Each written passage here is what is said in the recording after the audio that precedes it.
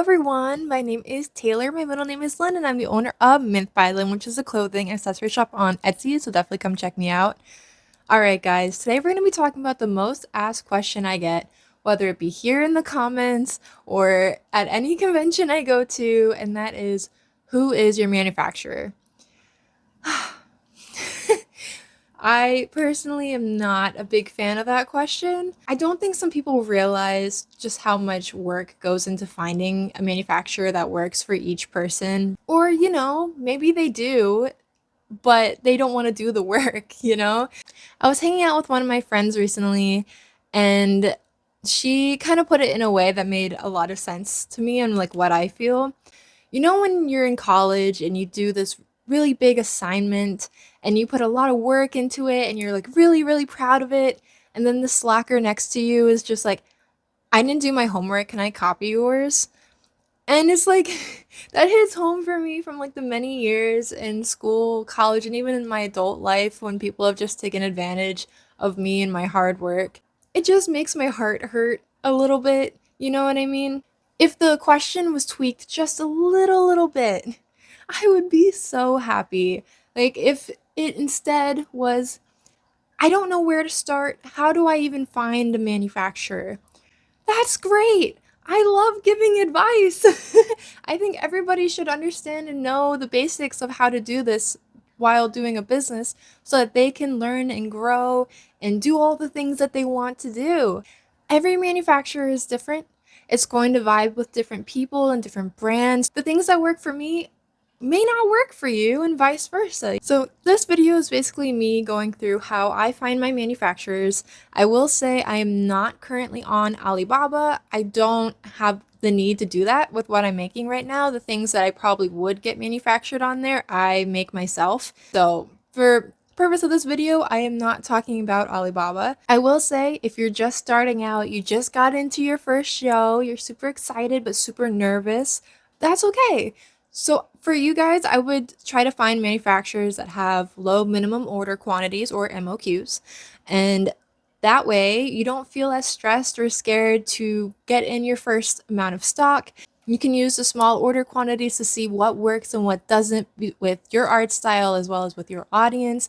You don't want to be stuck with 200 something of an item that doesn't sell at all. But also don't forget to look around town and see, is there a t-shirt place that can do minimum orders? Is there even a print shop that can get my prints made just for like 10 or 20 instead of getting like 50, 75? So I am currently looking for two different manufacturers. The first one, I need a custom fabric printer that is comparable to a manufacturer that I previously had, and I don't want to bend on any quality feeling or anything, so I am being a little bit picky on this one, but I think it's important that I am picky. The second one, I actually want to start doing prints, but I know nothing about paper, nothing about printing and the quality and print quality and things like that. So I am starting from scratch on that one and basically just doing my own research and seeing where I end up. So where do I start? Basically, I just go to Google, okay? So I'll just type in something like custom fabric printing in the US, all right? So I'll briefly view my options and then I'll go over to forums like Reddit and I'll see what other artists have said about these printing companies.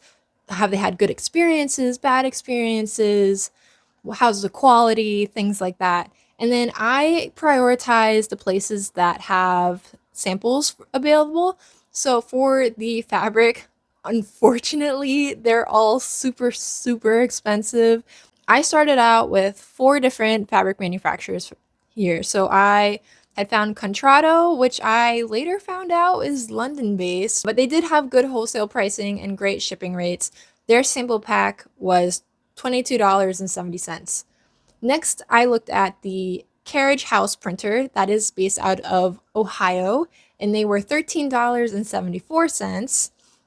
Then there was this one that kept popping up on my Instagram, and I know it was just like an ad, but I was like, let me give it a shot. It's out of New York. They're called Real Fabric. Okay. And they costed me $15.99. And then So this next one I already had a sample in, but I'm gonna put it in here anyway because it is one of the most well-known ones in the US, which I would say is Spoonflower. So they are out of North Carolina. They constantly have sales going on. Their sample pack is $26. In total, all of this put me out $78.43. So, again, figuring out your manufacturer can be really expensive. That's just how it is. Fortunately, looking at the other side that I was looking at, the prints, they were more than happy to give me free samples. I ordered from Moo, which is out of Rhode Island, so I ordered their sample pack. I also got one from M3, which is local to Philadelphia, Cat Print, which is out of New York, and then I specifically got the wedding sample from Vista Print. I wanted all of the more interesting papers and interesting finishes. I will say I never got the M3 print sample in. My fault, I never followed up, but again, it never showed up. Whatever. So then I pretty much just had to wait for everything to come in. I'm going to start with the one that I already bought from because I think that just kind of makes sense. I'm already a little familiar with their fabrics. So this one I had actually gotten quite a few of their packs. I got their Classic Fabrics pack, their Natural Fabrics pack, Sublimation Inks color chart, Reactive Inks color chart, and the Pigment Inks color chart, okay? So I got them all. So we have Natural and the Classic. So I'm gonna take these all outside later, but so this is like a color chart. These colors honestly look pretty good. I'm not gonna lie. My main goal is to find a good jersey knit. And if maybe I can find a replacement for my scrunchies as well, that would be interesting.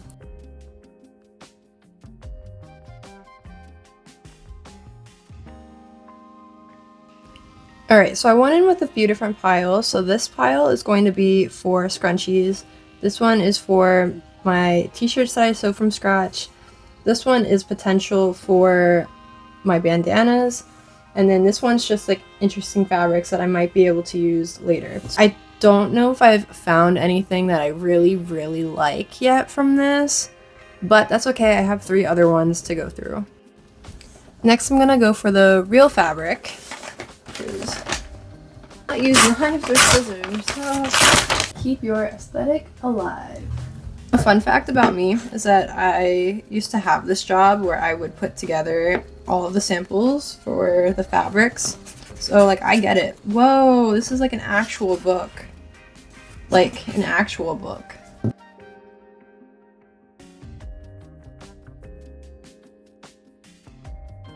Here's my thought on the real fabric. There was nothing that really stood out to me, if I'm being honest. There was something about the hand. Their jersey, which is the main one I'm looking for, felt like this one fabric that I would get from Joann's when I was younger. Feels very, very polyester-y. Maybe I'll use it in the future. Who knows? The next one I'm going to use is the one that I really want to work. This one seems like a small, like mom and pop shop, and I'm gonna be sad if I don't like any of these fabrics. Part of me is like, do I throw these in the wash? Like, I'm not even, I wish I was joking. I don't know if you guys have ever like washed stuff in the wash and then just let it hang outside to dry, but it feels crunchy like that. And I have a feeling that some of these won't actually be so bad, like once they've gone through the wash. Oh, this is nice, the cotton interlock. Watch it be the most expensive. Ooh. This one's nice. I like this one. It's a bit too stretchy almost, but it feels a lot softer. Ooh, I don't know what this is, but this is nice. This could be a fun scrunchie fabric. I have an issue. Okay, so the Carriage House has actually some interesting fabrics to me. They didn't show me how any of their stuff does with color. There are no colors in any of these. They're all just the same, like black. I really like this heavyweight fabric that's right here because it feels like it'll be soft on the skin. Oh yeah, Yeah, that's soft. Okay. So I really like that. I don't know how much it is. That's gonna be my next venture, is to see how much everything is. Next thing I have to do is look at pricing. Oh my god.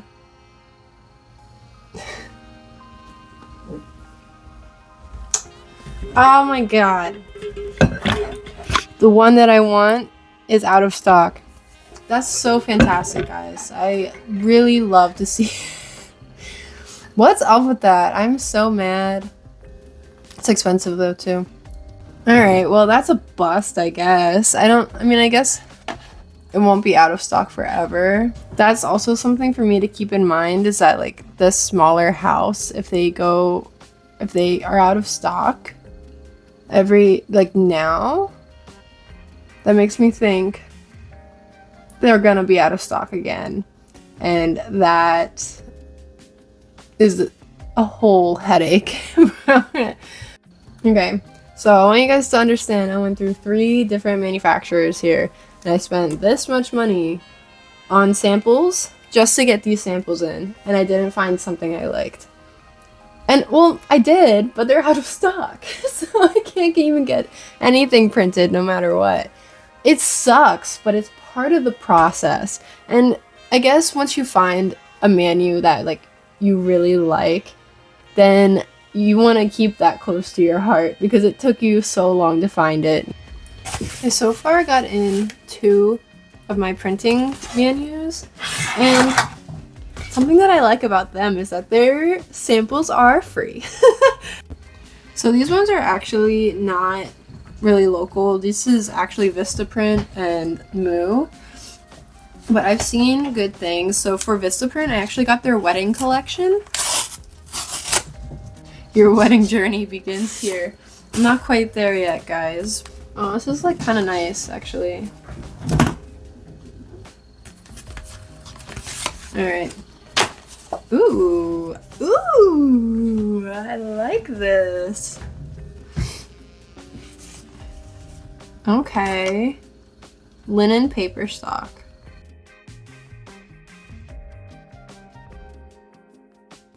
Okay, I'll also look at Moo for now. Inspiration in all shapes and sizes. That's cute. Bigger paper, we got the pearlescent again, which is honestly pretty cool. Anything but average, the original matte, postcard, the Midas Touch, their gold foil, rack card. It's a soft touch with the gold foil. It feels kind of gross to me. Okay, it feels good, but it feels gross. I don't know. I don't know anything about paper. Hello, okay, so I'm back a few days later. I just got another one of my samples in, and this one's from Cat Print.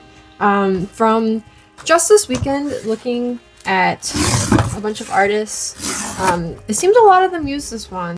Okay, so this sample book is actually just a bunch of little business cards. So I'm gonna have to make sure I don't lose these.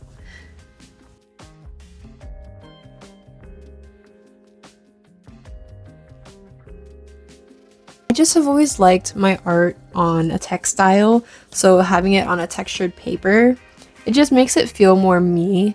So if I were to do the linen here, so it's $113.85 for 50, whereas it's like $88.75-ish for the same ones on Vistaprint.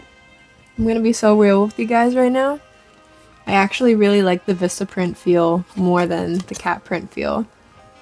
Wasn't expecting that, honestly. I feel like Vistaprint is one of those just like big business printers, I guess, but I really do think I like this one more. I don't know if it's because this is part of like their wedding collection, so it's just gonna be like really nice paper, but this just feels nice on my hands, whereas this one feels like dry.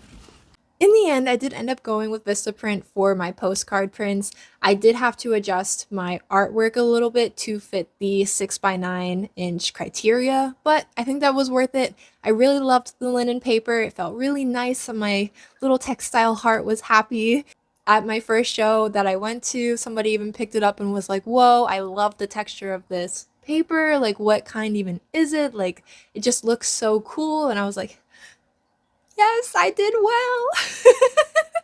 Unfortunately, though, they don't do large prints in the linen paper, which is something I'm going to have to look into if I do decide to do large prints. But for now, I'm keeping the little ones just because I've never done them before. I want to see how they go. As for the fabric, even though I spent $70 on these, I unfortunately didn't find one that I liked or was comparable to the one that I had. It sucks, but I do just have to move on and look for different manufacturers that hopefully will do what I want. These manufacturers may not have worked for me, but that doesn't mean they won't work for you. I think it's still worth it for you to go out and try the same exact sample packs because, again, the quality I'm looking for may not be the quality that you're looking for. And that's totally fine. That's all part of it. There are some manufacturers that I don't mind telling to other people. These are the ones that are pretty widely known throughout the artist community. For example, I've shown in past videos that I use Sticky Brand for my stickers, but listen, there are so many manufacturers that do stickers. You kind of just have to take a chance and see which qualities you like. Of course, Vograce, that is a great one because there are low MOQs. The only problem with them is that they take like a month to ship, and shipping can get pretty expensive because it is out of the country. I will say, please, guys, if an artist doesn't want to tell you what manufacturer they use, please don't accuse them of gatekeeping. As you can see from this video, it takes a lot of work and a lot of money to figure out what products we even want to use and what brands we want to work with. So, like, please keep that in mind. I really hope this video provides a clear starting line on where to start to find a manufacturer. All the information that I have is all available to any single person. You just have to go and find it. If you guys do have any questions, put them down below. I'll try my absolute best to answer them to the best of my knowledge. But with that, remember to like, comment, subscribe, all those things so we can hang out again soon, yeah? Okay, bye!